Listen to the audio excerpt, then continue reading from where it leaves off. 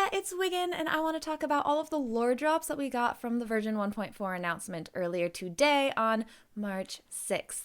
I didn't have any intention of doing any kind of version update summary videos because, plenty of people do that, but there was so much lore related today that I don't know. I need to get it off my chest. It was just 30 minutes straight of hype and maybe 10 minutes of gameplay stuff that I didn't care as much about. So, this video is entirely unpremeditated and unscripted. I have some notes up from just like some analysis I was doing earlier today while I was watching the stream, but very different style than I usually do where I like write out a whole script and I have a production plan. Nah. So forgive me if it is a little bit less eloquent than usual, but there's a lot to talk about here. So welcome to Lore Talk with Wig, version 1.4. First thing that I want to talk about is the specialty banners, because Venti makes total sense. It's a Mondstadt festival. Who else would show us around except the man who created the festival? Tartaglia, though? Unexpected and intriguing. When I saw it, my first thought was that he's going to be in the story, because why else would he be in Mondstadt? It's anyone's guess right now, but there are a few things we can keep in mind while brainstorming. First is that from release, there has been a heavy Harbinger presence in Mondstadt. Even assuming that Signora has fucked off somewhere, because we know we saw her in Liyue, the entire Goth Hotel has been booked out by Pantalone, another Harbinger, the whole time. You don't need me to tell you that a swarm of Fatui hanging out in your hotel is sus AF, but go talk to Luke if you don't believe me. Maybe Child's being pulled into this hullabaloo that they're doing in the hotel on Harbinger business? Rating, unlikely. The Harbingers don't really collaborate, and it's too early for the Goth game to be up. That's gonna sneak in later. Second is that Child has hella questionable ascension requirements. He's from Snezhnaya, but he eats collectibles from Liyue and levels his skills with a Mondstadtian skill book. Boy, you okay? I've actually written this one off as a logistical flub, when I first realized it, because we don't have Snezhnayan materials available, so they had to choose from what they had in Mond and Liyue. But if he becomes in Mond's story, it puts a bit more value to him using their skill books. Rating, mayhaps. Could still just be a logistical thing. It would be cool if they put more meaning to it. Third is the Abyss, and spoiler, this is the one I'm banking my money on. The Abyss Herald is one of the biggest mic drops in here, right? Boy looks baller, and he seems to be the main antagonist of the Archon storyline for 1.4. Lots of people have noticed that the Abyss Herald's melee stance looks similar to Child's, and his mask kind of looks similar to Child's Foul Legacy. These are not coincidences. Child has a history in the Abyss. Foul Legacy isn't just his final form transformation. It's also in his melee and constellation name, and when you use his E to trigger melee mode, it's called Foul Legacy Raging Tide. We can take Foul Legacy to mean anything that he learned while in the Abyss, like a particular fighting style. There's actually a ton of lore related to Child, and I'm in the middle of editing a backstory and analysis video all about him. It was supposed to be my next upload, but then I watched the live stream and I got all excited. So this happened. All the things about Child is going to be up in a couple days though, and I am super excited to see him maybe appearing in 1.4 because you'll see.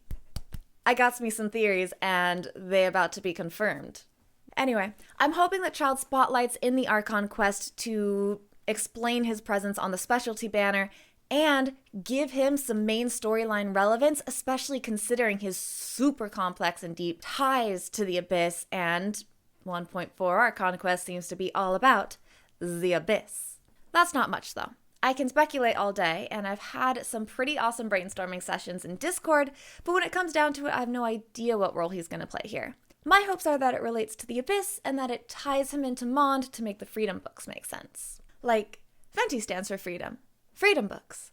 Wouldn't it be poetic if Child and Venti have some dramatic conversation and Child starts fighting for freedom? Not that he'd betray the Tsaritsa, but serve her and fight for some cause in Mond. This mortal would then be involved in all three Archons who've, really mattered to us so far. And imagine that throughout the story, Child becomes entangled with every Archon, just in a much more convoluted sense than MC becoming the Avatar. I love you, Heather, but I'm sorry. Child gives me such protagonist vibes. Speaking of the main storyline,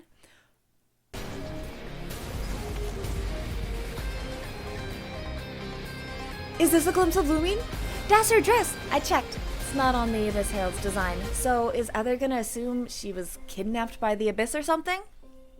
Or Dainsleif's here. Dainsleif is gonna explain some shit to Heather and gasp!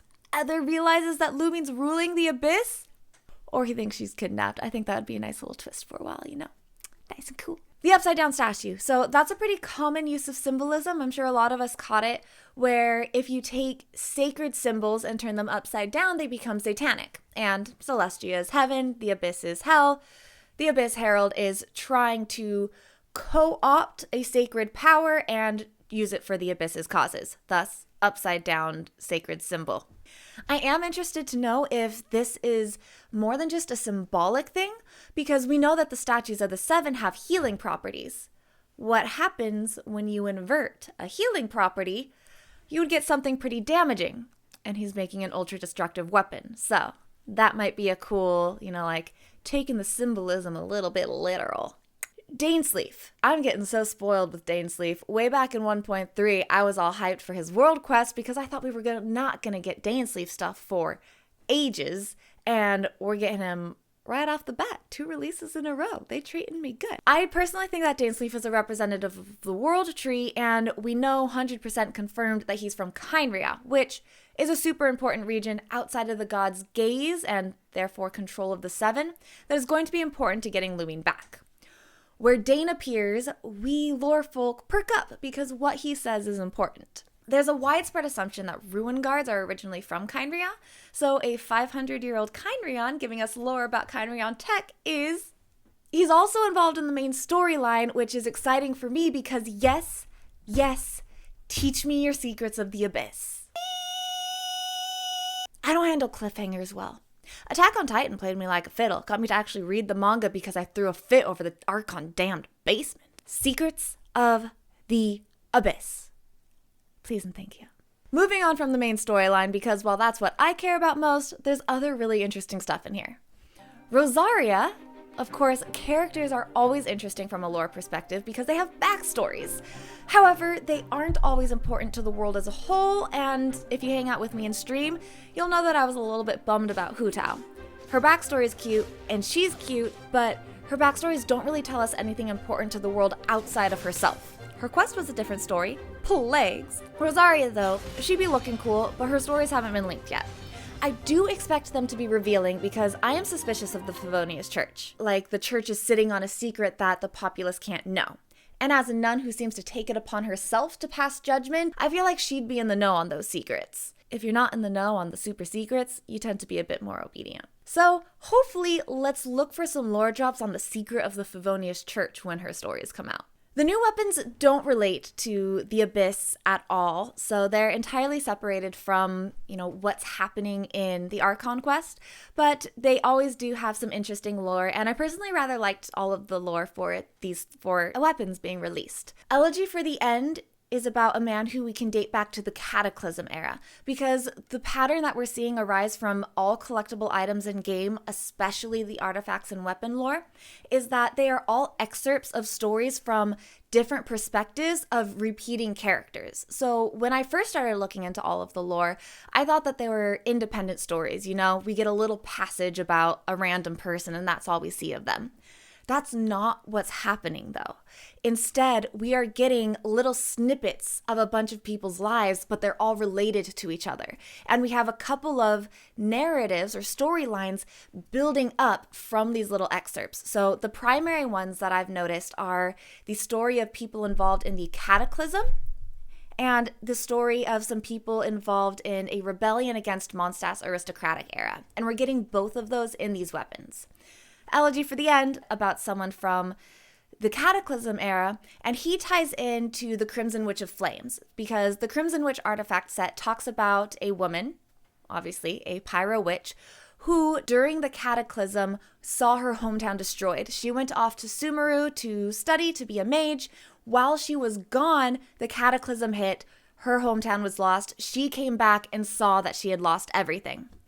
What Elegy for the End adds is that it talks about a knight who died when the cataclysm hit, but he was relieved because his maiden was off studying and he thought that she would be safe. So this looks like a tie-in because when the maiden came back, one of the things that she lost was this knight that Elegy for the End talks about. Alley Flash, Alley Hunter, and Wine and Song are all about a character from the Mondstadt era. The Mondstadt aristocratic era. The story that's building there is that there's a specific noble family where some of the younguns are seeing the corruption in the aristocracy and they want to join Vanessa's rebellion and go back to the good old days when we really stood by the Anemo Archon's principles. One of them is someone called Parzival, who becomes a phantom thief or a gentleman's thief, which really means he's a Robin Hood type character.